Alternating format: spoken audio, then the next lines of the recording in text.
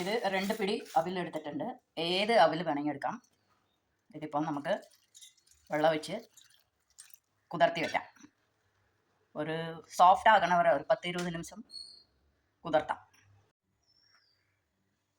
ഇതിൽ കുറച്ച് അരിപ്പൊടി ചേർക്കാണ്. പിന്നെ ഇത് നന്നായിട്ട് നമുക്ക് ഉപ്പിട്ടിട്ട് കുഴയ്ക്കണം.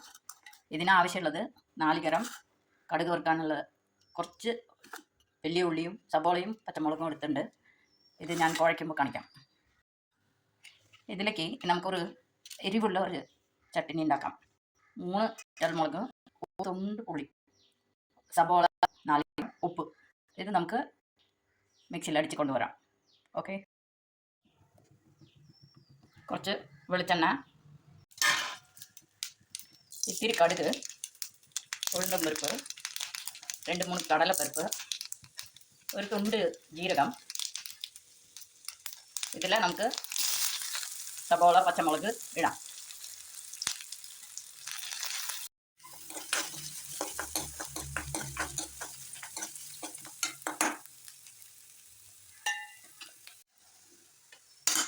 ഇത് 4 ഗ്രാം നമുക്ക് ആവശ്യമുള്ളത് എടുത്ത് വെച്ചിരിക്കുകയല്ല.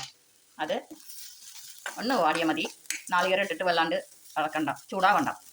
ഓക്കെ, ഇത് നമുക്ക് ചൂടാറട്ടെ. അവിൽ കുതിർത്തി വെച്ചിരിക്കുകയല്ല, അരിപ്പൊടി ഇട്ട് അതിന് ആവശ്യമുള്ള ഉപ്പിടാം.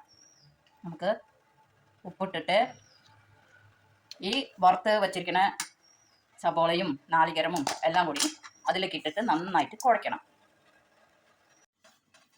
ഇപ്പം കണ്ട, നന്നായിട്ട് കുഴച്ചു.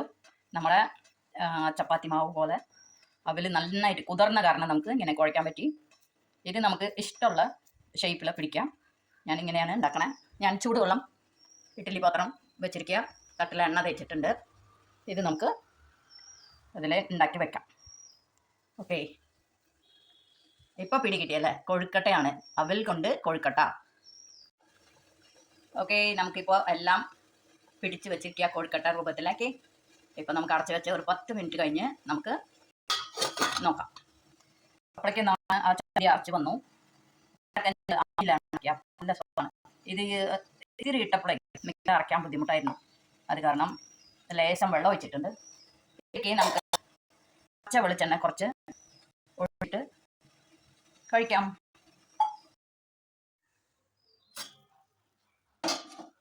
ഇപ്പോൾ 10 മിനിറ്റ് കഴിഞ്ഞു. നമുക്ക് ഒന്ന് ചൂടാറട്ടെ, അല്ലാണ്ട് എടുക്കുമ്പോൾ പൊട്ടിപ്പോകും. ഒരു മിനിറ്റ് വെയിറ്റ് ചെയ്യാം.